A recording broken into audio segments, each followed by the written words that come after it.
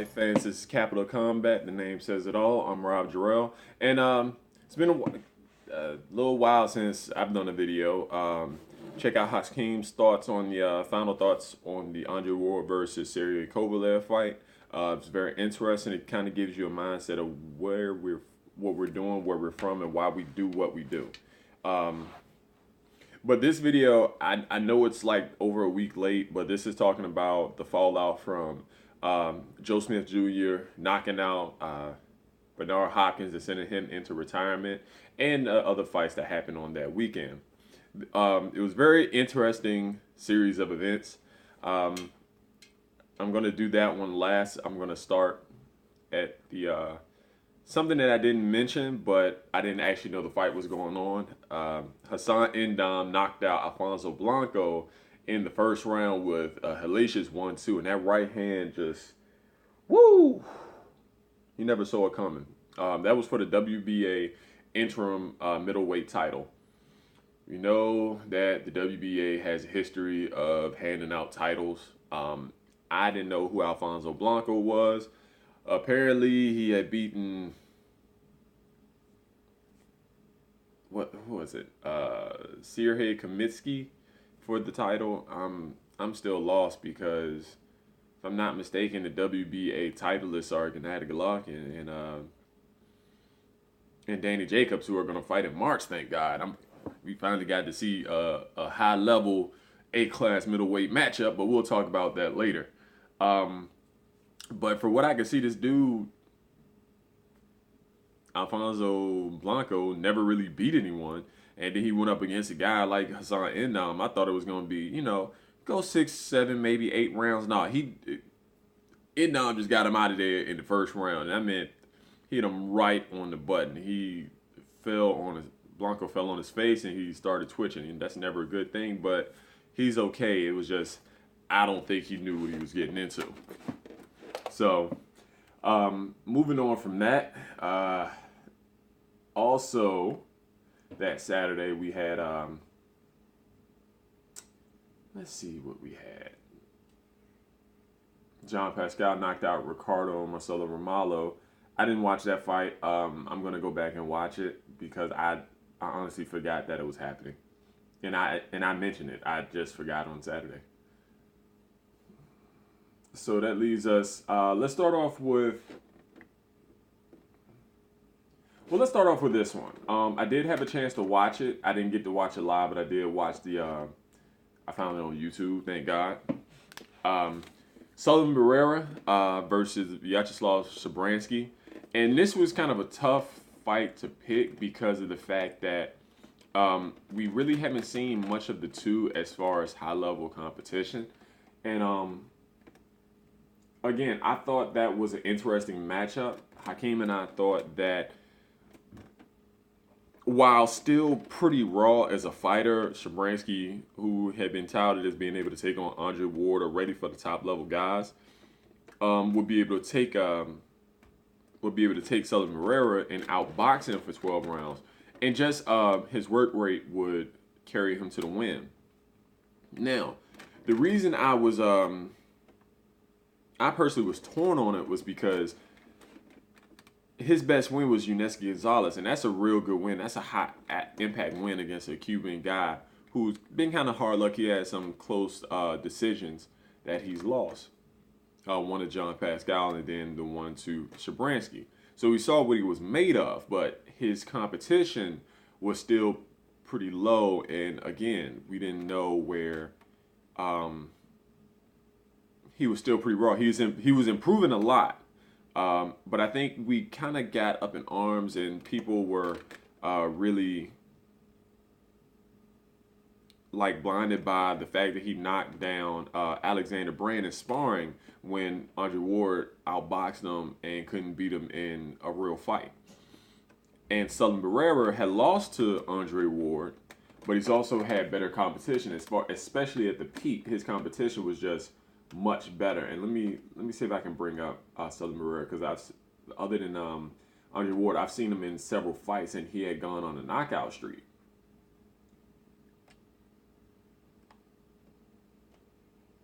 And we talked about this well, I know I talked about this. It's will it be the work rate of Shabranskyy, or would it be the or will it be the hard shots of Sullivan Barrera? What I didn't expect was, and Hakeem as well, was for Barrera's footwork to be that much better. Barrera actually changed trainers after Abel Sanchez and had not been able to get a fight, which is doing him and boxing a big disservice, because I told you, even after he lost to Andre Ward, and you can see it, he's going to be a champion. He is a great fighter. And he showed that he had better balance, better timing, and better footwork than Shabranskyy. And not only that, but he was able to fight off his back foot. Shabranskyy would come forward, and he would come forward at times, but he would he out jabbed him, and then he landed the overhand right. He landed the overhand right. He changed levels, and he came up with a left hook. So he did a lot of things extremely well in that fight. Now, he beat Shabranskyy, knocked him out in 7 rounds. He knocked him out in the first with a right hand, which was going to be there all night, because the other 2 knockdowns were with right hands, and they were vicious right hands. But Shabranskyy did catch him in the second round, and it wasn't off balance. That was a good power shot. But we also saw that while both guys are big, with Shabranskyy being 6'3" and Sullivan Barrera being 6'2", that Barrera was much more solid. You could see that he's a big guy, and he could take a punch well. He was hurt, but he wasn't so hurt that he couldn't finish the fight, as Shabranskyy went to try to finish him off. So Shabranskyy threw a jab. It would end up, a right hand would come up over the top, or Barrera would change levels, hit him with the right hand to the body, and then come up with the left hook. And he's landing that several times. And at times he will follow up with a right of his own. I still don't think he has the best balance, but he proved that he is one of the better 175 pounders, and I think he's one of the top 10 definitely, if you're going to include the top 3 being Ward, Kovalev, and Stevenson. And then after that is a bunch of guys that are either champions, hard luck, or they're still kind of proving themselves. Like, you had the Shabranskyy, you had the Alexander Gvozdyk, who I'm even higher on the Shabranskyy.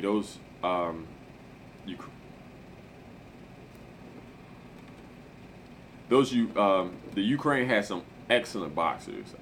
Definitely watch out for that. Their style, I think they have the most potential. Artur Beterbiev, the John Pascal still hanging around. Nathan Cleverly has a belt. So it's just interesting to see that division. And Barrera, I think, is still in maybe the top 5, maybe top 6 of that division. I think he'll fight for a belt, and they're talking about him fighting for, well, he's going after John Pascal, and I can see him going after Adonis Stevenson, or even a rematch with Ward, or if Sergey Kovalev beats Ward. Because Eleider Alvarez has chosen, he's been the mandatory for Stevenson, if I'm not mistaken. He keeps not taking a fight. He's fighting Lucian Butte in 2017. I'm like, okay, I guess they're trying to build up this guy. Not a big knockout artist, or not a guy that actually goes for knockouts, not really exciting. But I understand. So,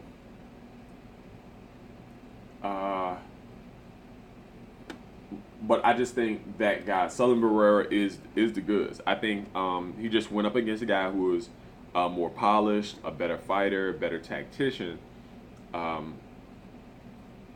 than he was, and I think he got a lot from it. Plus, they worked on his footwork with the new trainer. Now, we also had, and I had a chance to kind of watch it once, but that was, where is it? Alexander Usyk versus Tabisu Mushunu. Excellent fight. Again, Usyk from Ukraine, entertaining, very good skills. And if you didn't know, he's trained by James Ali Bashir, who's out of Kronk Gym in Detroit. So not only is he a great fighter to begin with, but he's got a coach who knows how to take a guy like Usyk, who is tall for his division, and utilize his height. Um, and you can see the changes. He's actually listening to Bashir because I think he was out jabbing Mashunu, but he was in his game plan. We're fighting one punch at a time, one jab at a time, and Mashunu would take advantage of that. I think in the first few rounds of the fight because he would counter, he would move back, and he made himself a small target, made himself hard to hit. But Usyk, using that height, was able to punch downward.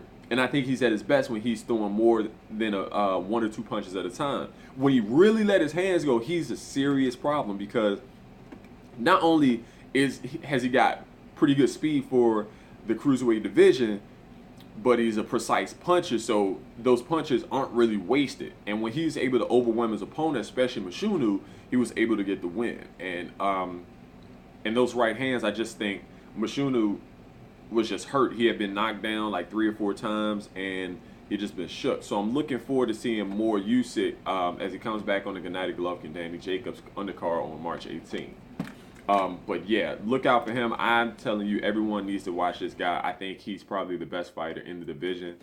But I do want to see him against the Tony Bellew, who I don't know why he's fighting David Haye, or Junior Dorticos, or even Beirut Shumanov. There will be interesting fights against guys that's closer to his height.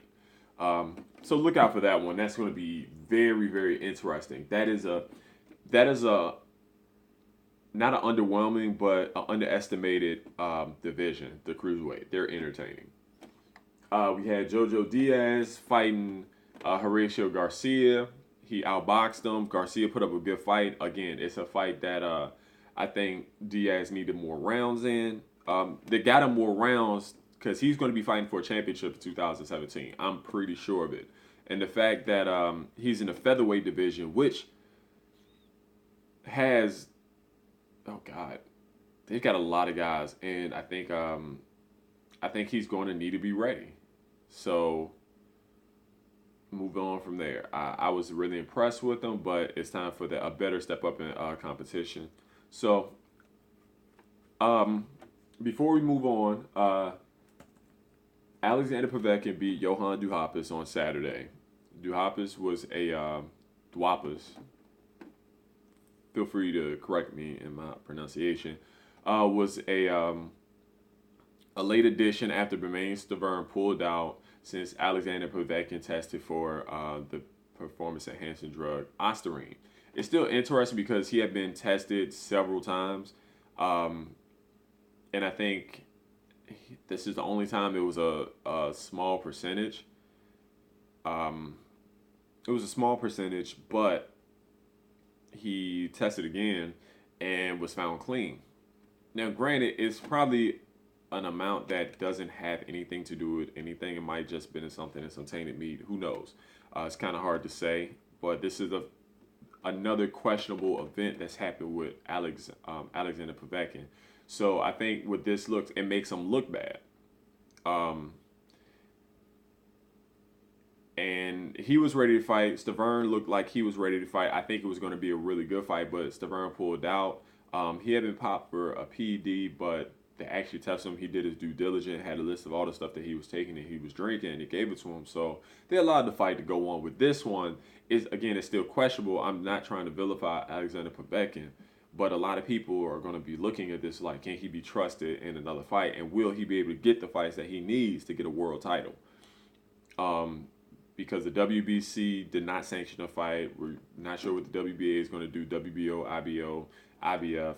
So that kind of thing. I'm still kind of waiting on the jury before I make any kind of real decision. I'm not jumping to anything. I think Povetkin is still a really great fighter. It's just that these instances are popping up and they're still questionable, to say the least. So just moving on from there, it kind of puts a damper on the heavyweight division because I do want to see these heavyweight fights. They always say boxing is as the heavyweight division goes.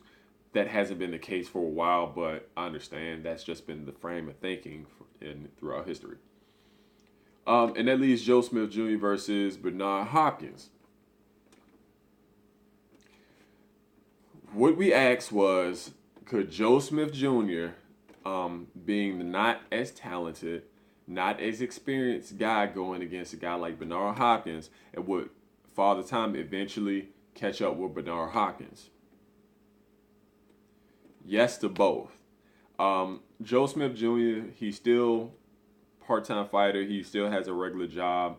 He fought a guy who was a career fighter in Bernard Hopkins. The difference was Hopkins really got old. Like, you could really see his age. I mean, he was about to turn 52. He's fighting a 20, what is he, like 27, 28-year-old, a guy who's still young, still hungry.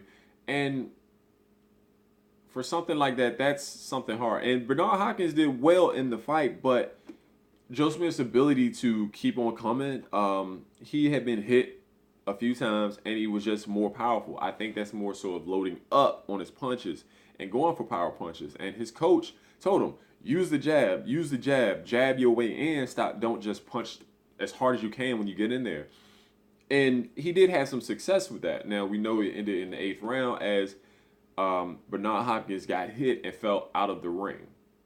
And they called the match off. They usually have 20 seconds or more time to get in the ring. But the thing about that is he was helped up by people at ringside. Now, he got hit. I don't think it was anything so consequential that he got knocked slam out of the ring, but I think it was he got hit, and he tried to lean against the ropes because he's a veteran. He knows how to lean against the ropes, and he just fell through. But at that point, Joe Smith was winning the fight. If he didn't knock him out then, he was going to get the nod in the last 4 or 5 rounds from that time because he was just outworking him. He had more energy. I think Bernard Hopkins' legs were just gone. I mean, that's what it was. And I think that's more to do with him being older than him just losing skill. Because we know Hopkins is a wildly old guy. But Joe Smith Jr. was just fresher, younger, had the power, had the chin. And that's what it ended up on. I had Smith up, I think maybe 5 rounds to 2. He was winning the 8th round. But I mean, thanks for the memories, champ. Joe Smith Jr. is going to be looking at big things. Barrera wants to make him versus Shawnee Monahan. Not really a money fight, more of a kind of a New York fight since him and Monahan is from New York. A good fight if he really wants to prove himself and make some money is probably versus Jean Pascal. Or he could fight Sullivan Barrera. I think he still will be the underdogs in those fights. I think his best chance would probably be against Monahan and Jean Pascal as far as favorite to win. I hope he's able to get a few money matches at this point and to make boxing his full-time thing because he does construction. So if he just kind of moved over and spent more time in the gym, I'm pretty sure he can always come back to construction. I'm not knocking it because these guys are out there doing a dangerous job. But for him, if he really wants to make that money and have a good showing of himself, he needs to move over and either go part-time in construction or just give up construction, at least for the foreseeable future, to concentrate on his boxing career. Because at this time, after Bernard Hopkins, you're going to start getting $6 to $7 million paydays if you keep winning. And you're going to get the guys like John Pascal, Gvozdyk, Shawnee Monahan, a whole lot of guys that's going to bring in more money. So looking for bigger things for Joe Smith Jr., Bernard Hopkins, you're a legend. Thanks for the good times. Very entertaining. As you can see, or you could probably not see, I'm in the process of moving. That's why you don't see my stuff up here. And these are about to come down. But I'm going to try to bring you 2 more videos in the meantime before you'll see this in a different setting. So until next time, guys, peace. This is round 1, and you've already lost.